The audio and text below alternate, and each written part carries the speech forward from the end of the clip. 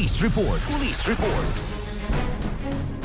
Ias batay kining duha ka mga rider humanig ka bangga ginagga gimaniho nga motorsiklo dito ni sa National Highway sa barangay Panataran lungsod sa San Fernando kaganihan ning kadlawon sa inisyal nga investigasyon sa kapulisan nga nahitabo nga maong insidente alas 3 sa 6 kaganihan nga kadlawon na gining una nga sakinan gimaniho ni sa usa ka uwa mailing lalaki nga nakaitom nga sinina o pantalon sa kay neon green dayang nga motorsiklo ang ikaduha nga motor mao kining gimaniho ni Elmer Lasida Kanoy 41 anyos minyo residente sa barangay Tungo San Fernando ang iyang gisakyan mao kining itom nga Honda nga dunay plate number 291 GRA sa inisyal nga investigasyon nga kining motor ni Kanoy paingon ta kining ato sa bukatang bahin sa Sugbo apan pagabot sa mao lugar gikatagbo nini ay kining nga usapon ka laig ka motor nga kusog nga kabadagan nagaabot ni nga duha sa tunga sa dalan ninungdan nga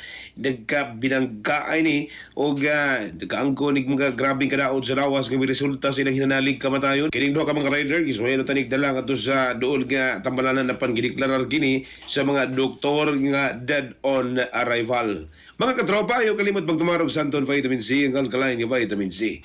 Alang sa nagayusang Pilipino para sa Pilipinas inyong katropa. June 14 XFM News. XFM Report.